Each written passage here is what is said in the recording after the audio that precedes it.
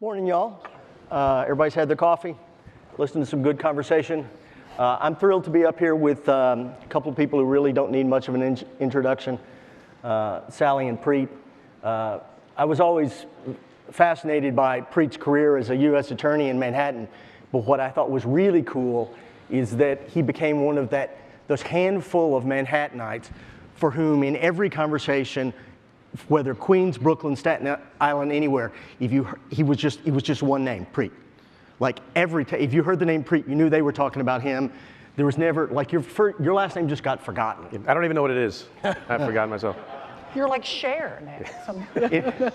Anyway, we're here today to talk about what I think a lot of us think is a highly unusual and highly pressing issue that I don't know that we've ever really dealt with, at least since the Watergate era, which is the question of where the rule of law actually stands in Donald Trump's America.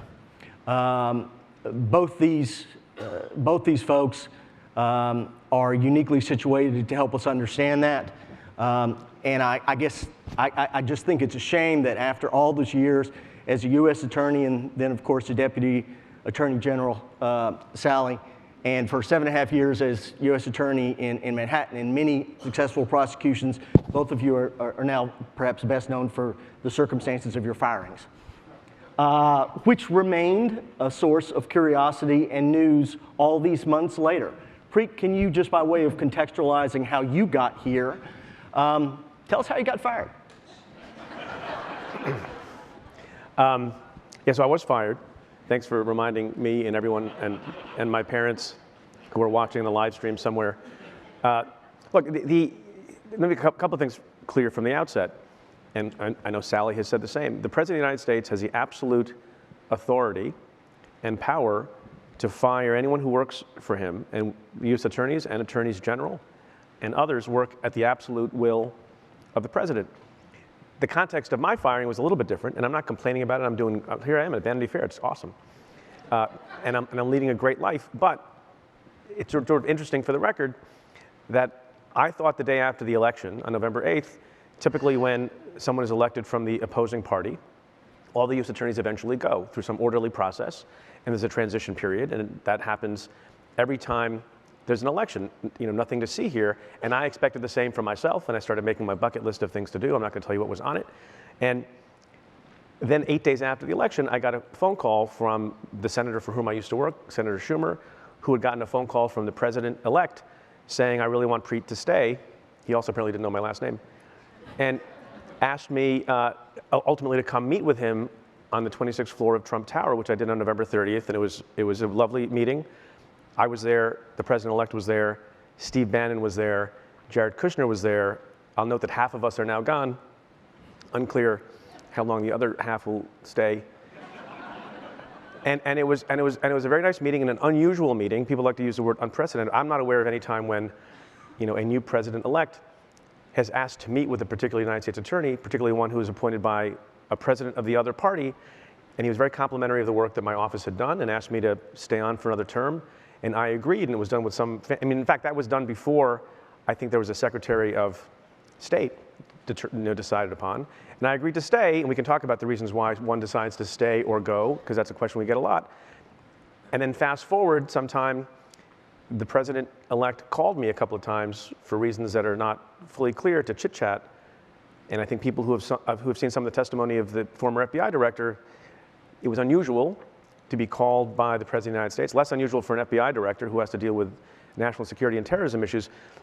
But Donald Trump kept calling me on the phone just to sort of chat about stuff, which I didn't get. And as I say in the first episode of my podcast that you should all listen to, even my dad, who is an Indian immigrant retired pediatrician, thought, that's strange. Why is that guy calling you?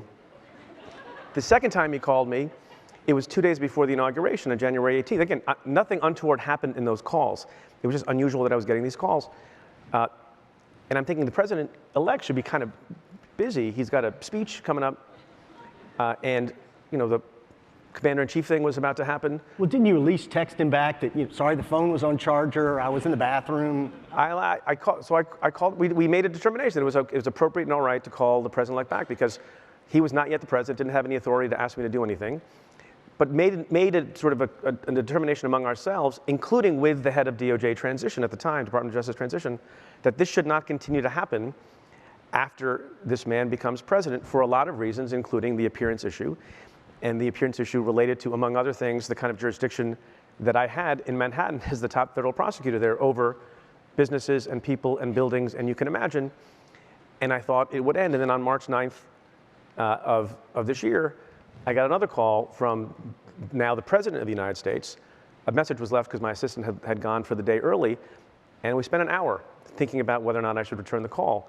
And for a number of reasons, and it's not an easy thing not to return the call of anybody who's putatively your boss, and this is the President of the United States. I know lay people don't always understand why it is that it's different when you're a U.S. attorney or an attorney general or an FBI director to maintain an arm's length because of the independence and integrity of not just investigations that you may have ongoing, but the perception of what that independence is. And of course, ringing in everybody's mind, whatever you think about this, was the incident on the tarmac some months earlier that Donald Trump himself used for great political advantage at every rally that I heard him at, saying, well, something untoward must have happened on that plane when Bill Clinton was meeting with Loretta Lynch, who was in charge of this investigation of Bill Clinton's wife, Hillary Clinton.